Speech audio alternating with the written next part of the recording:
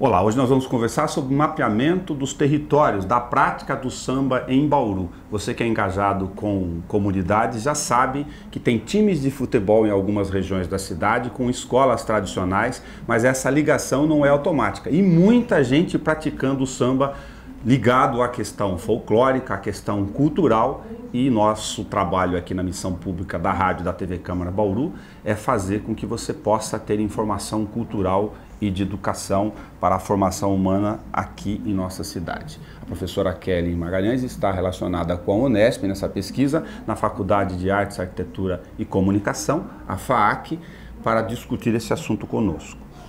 A gente conversou há um tempo atrás, para fazer um registro histórico disso, sobre o início de uma pesquisa de vocês da universidade relacionado à revitalização do sambódromo. De que forma esse encontro com os alunos de graduação chegou ao que nós estamos conversando hoje, Kelly?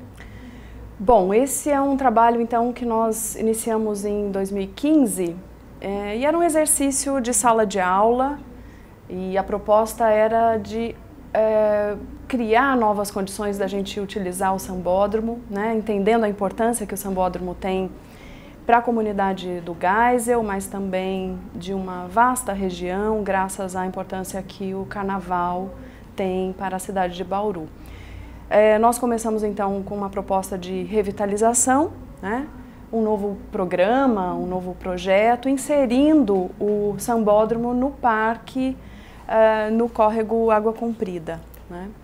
E inicialmente foi um exercício de projeto, já que a universidade trabalha nessa grande esfera que é o ensino, né? E desse ponto nós desenvolvemos, né, um projeto de iniciação científica que visa, que tem uma preocupação, né, da cultura do samba na cidade de Bauru.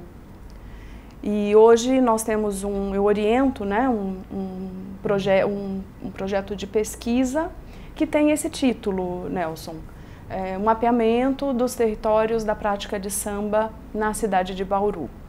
Vocês estão tendo um trabalho de memória oral para tentar inicialmente chegar em todas essas comunidades ou esses, não sei se eu chamaria corretamente de guetos, mas de cantinhos de batuques e sambas por várias vertentes? Nós estamos trabalhando com esse conceito de território que é uma categoria da geografia, né?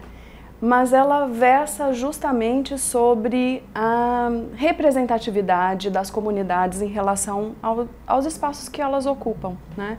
E nada mais justo que usar essa categoria para entender como a prática do samba se dá nos mais variados territórios, que pode ser o quintal da casa das pessoas, as esquinas, a rua, né? O espaço público de maneira geral, mas também os bares, né?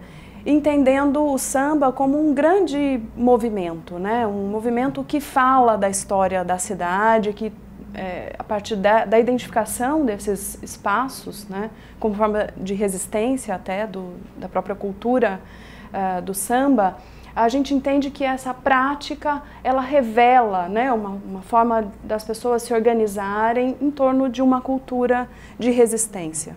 De que forma vocês estão aproveitando isso do ponto de vista acadêmico na universidade, já dando um passo adiante como um encontro, por exemplo, que vocês acabam de realizar, trocando informações de conteúdos e reflexões sobre essa temática?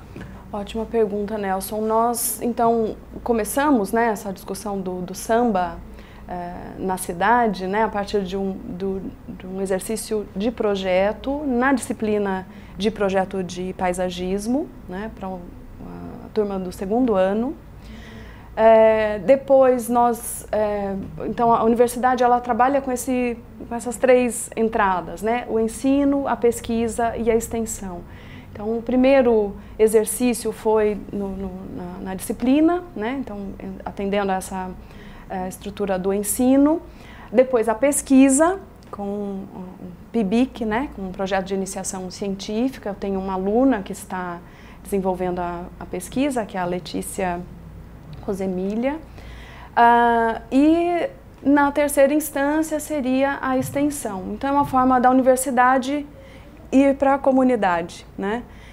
O fato de a pesquisa ter sido aprovada dentro da Unesp já foi um grande, assim, a gente ficou muito entusiasmado, é muito importante, né, a gente trazer o samba para dentro da universidade, entendendo que esse universo do samba, além da questão cultural e política e religiosa, né, fala muito sobre a cidade, sobre as comunidades que residem então na cidade, né, e o evento teve essa importância. Nós realizamos o evento fora da universidade para tentar atrair um maior número de pessoas da comunidade para que nós pudéssemos criar outras formas, outros espaços para falarmos sobre o samba, né?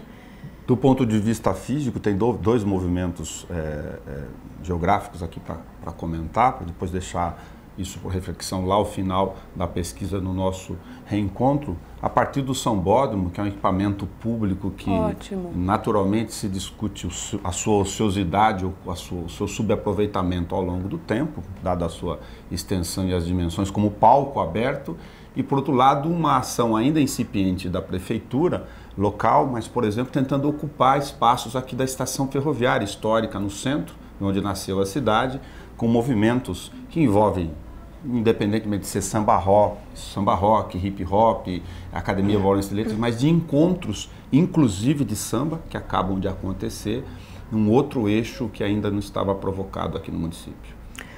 Está previsto, né? Assim, a estação é um espaço extremamente importante, muito bem localizado e que deve atrair cada vez mais essas atividades, assim como o sambódromo, né? A gente tem vários espaços na cidade que precisam de ser ocupados, né?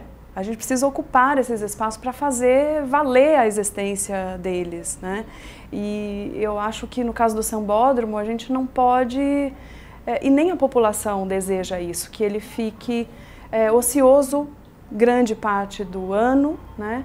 E que essas iniciativas com programas, com outros projetos de atividades culturais, eles acabam por atrair boa parte da população para esse espaço, fazendo, né, dando vitalidade. Kelly, pensando nisso do ponto de vista também documental e histórico, vocês vão chegar na questão da memória oral registrada para identificar essa regionalização do samba e seus principais personagens, pelo menos? Sim, a metodologia principal, fundamental da pesquisa é justamente a memória oral, né? A entrevista com o objetivo de resgatar essas referências e vivências das pessoas em relação aos espaços e, na verdade, identificando também uma rede, né, de pessoas que vivenciam cotidianamente o samba, né? A ideia final é mapear o samba em Bauru, de fato. Sim, exatamente. A partir dessa memória, né, dessa oralidade.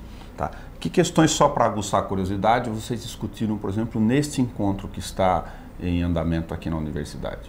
Bom, o encontro tinha dois eixos principais. O primeiro, que acho que a gente continua desenvolvendo, né, o samba, territorialidade e identidade na cidade, que visa um pouco revelar um pouco, então, o que é essa noção de território, né? Então, a prática do samba, ela revela uma identidade desse território, né?